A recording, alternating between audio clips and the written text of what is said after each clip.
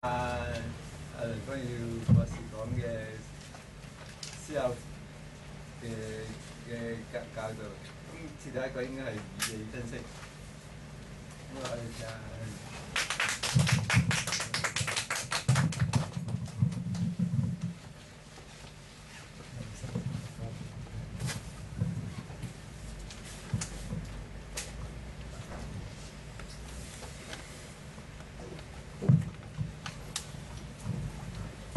OK，好係咪得啦？嗰啲聲 OK 嗱呢個講座其實係三講嘅，咁啊都係講思考方法。咁就呢一講咧就係講語理分析。嗱咁我先解釋下其實思考方法呢個科其實性質係咩先？嗱，因為而家我睇市面上好多書咧，佢都可能用呢個名嘅思考方法咁樣啊，或者如何思考咁樣啊。咁但係佢哋講嗰啲方法咧，就唔係呢度我講方法。咁其實嗰啲書多數講咩咧？其實佢哋係講一啲叫做創意思考。OK， 創意思考、創造性啊、創新嗰啲嘢。嗱咁我冇理由就係呢個名就係專用指我哋而家講嗰啲嘢嘅。咁其實冇所謂嘅，即係都可以嗰啲都叫思考方法。咁但係為咗容易區分咧，咁我就喺度咧將思考方法咧分做兩類啦。因為而家係有啲咁嘅書去教思考方法，但係講創意思考嘅。嗱，咁即係思考方法咧分兩類嘢，一類咧叫創意思考，即係教啲方法令得我哋有創意、有創新、有發明嘅。咁我喺度講嘅思考方法咧，即係相對於呢個創意思考咧，就俾個名佢叫批判思考，因為我哋嘅目的咧，主要係我嚟批判啲言論嘅批判思考。嗱咁但係當我話用呢個名批判思考咧，咁又有啲釐清，因為咧又有一啲講法咧，佢係講批判思考，但係又唔係我呢度講嘅批判思考。嗱，嗰啲講批判思考大概係啲咩咧？就係話，可能大家都會留意到，就係有啲叫做女性主義，有啲叫馬克思主義，嗰類啊，嗰類佢哋都講，佢哋嗰啲係批判思考嚟嘅。咁但係佢哋批判咧係一啲社會現象，佢哋覺得唔公道、唔合理嘅，佢哋嗰啲叫批判思考嗱。譬如話一個新馬克思學派好出名叫 Frankfurt School 啊，法蘭克福學派，佢叫自己做批判學派咁樣啊，即係叫自己嘅叫批判思考。咁佢個批判思考就唔係我度講嘅批判思考。嗱，我度講嘅批判思考主要係講一啲思考嘅方法。OK， 令得我哋諗嘢清楚啲啦，令得我哋嘅推論嚴謹啲啦。我係講啲咁嘅方法，即係簡單嚟講就係我講個批判思考咧係講啲思考方法，而啲方法咧嘅目的咧，就係令得我哋思考會清楚同埋嚴謹，或者我哋識得點做推論。OK， 嗱，咁我已經釐清咗我不同於創意思考啦，或者不同於咧嗰啲譬如啲女性主義或者啲新馬克思主義講嘅批判思考。嗱咁嗱，其實簡單嚟講咧，可以咁睇嘅就係，通常我哋講思考係啲咩咧？即係點叫思考得好咧？有兩樣嘢，一樣咧就係諗嘢清楚、清晰，即係你個概念清楚啊。另一樣嘢咧就係指推論，你嘅推論係成立嘅、合理嘅，唔係錯嘅。OK， 嗱，你諗下，其實我哋所謂思考咧，成日都做呢樣嘢啫嘛，就係我哋諗啲 concept 係咪清楚咁樣啦。我哋做推論，我成日做推論，不過你可能唔知嗰度。咁呢就係思考嘅兩個最重要嘅成分。咁我呢個講座嗰三講咧，其實就係講點樣諗嘢清楚，或者話如何去做啲正確推論。嗱咁我話分三講嘛。嗱，第一講叫語理分析，語理分析咧就係針對諗嘢清楚。咁第二講叫邏輯方法，邏輯方法咧就係針對推論嘅，即係點叫正確推論。咁最尾嗰講咧叫做謬誤剖析，謬誤剖析就係針對啲錯誤嘅諗嘢方式，得唔得？錯誤嘅，即係我哋有啲錯誤諗嘢方式。咁啊，擺喺謬誤嗰度去講。嗱，咁我先講我哋諗嘢清楚，其實有咩方法咁樣啊？嗱，呢一講嗰個方法叫語理分析。嗱，其實佢嗰個意思好簡單，就係話，當我哋面對一個言論或者一個問題嘅時候咧，我哋第一步咧就係先搞清楚呢個問題，或者呢個言論要表達嘅意思，然後再批判呢個思考，批判呢個言論，或者回答嗰個問題。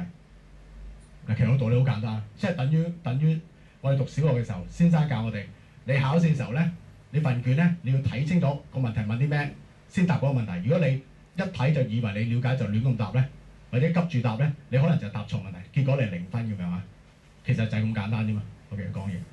好啦，咁但係點解我哋又值得講咧？嗱，我諗有2個原因，一個原因就係咧，可能我哋覺得太簡單，好多時咧我哋就係急得滯，即係我哋急得滯去回答問題或者批判言論，我哋都忘記咗做呢部分嘅工作，即係冇先分析清楚嗰個問題或者嗰個言論意思。OK， 咁另一個原因就係、其實我哋好多時咧要諗嘢清楚咧係好困難嘅。嗱，點解咧？一個原因就係因為我哋諗嘢嘅工具或者我思考工具就係語言，但係語言本身咧其實係有好多陷阱，係令得我哋諗嘢唔清楚，或者誤導咗我哋，或者令得我哋混亂。嗱，咁就係喺呢度咧，其實我主要針對咧就係講我哋語言有啲性質，或者我哋語言入邊咧有啲陷阱，佢係令得我哋嘅思考咧唔清晰嘅。嗱，當我哋自覺到呢點之後咧，咁照道理咧應該能夠提升我哋嗰個諗嘢清楚嘅能力嘅。嗱，咁我嗱呢度其實有好多嘅，咁我諗呢一講可能我都係我攞啲我覺得重要嘢出嚟講啦。OK， 嗱，咁喺我哋語言入邊有啲乜嘢係令得我哋思考會唔清楚嘅咧，或者容易導致我哋諗嘢會混亂嘅咧？其中一種叫歧義。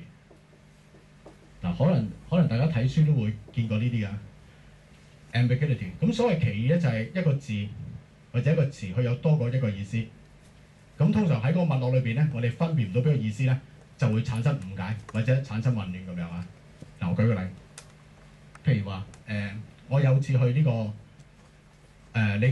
個城市理工上堂咁樣啊，教書咁樣。咁喺個大學入邊咧，就撞到個朋友。咁朋友問我喺度做咩咧？嗱，佢唔知我哋教書嘅，佢問我做咩咧？我話我嚟度上堂咁樣啊，上堂。咁即係我趕住去上堂，所以就個對話完咗啦。即係講完之後，即係拜拜咁完咗。咁但係我喺當時呢個脈絡，我話上堂，其實呢個講法咧係有歧義嘅喎，係咪？有邊兩個意思啊？有邊兩個意思啊？做學生係啦，可能一個意思就係我去聽課嘅上堂，另一個意思就係我去教書嘅上堂，係嘛？咁我朋友可能唔知我嚟教書，可能以為我嚟聽書咁樣啊。嗱，咁咪引起啲誤解咯。嗱，咁其實日常生活我成日會碰到啲問題啊。你諗真下，你有時誤解咗你意思點解咧？因為嗰個字有歧義。嗱，咁但係嗱呢啲你可能覺得好普通啫，你實會發覺得到嘅，好容易發覺得到。嗱，冇錯，呢啲係好普通，因為佢具體啊嘛，所以我容易了解嘅，即係你唔會一路誤解落去嘅，你好容易發現咗嘅。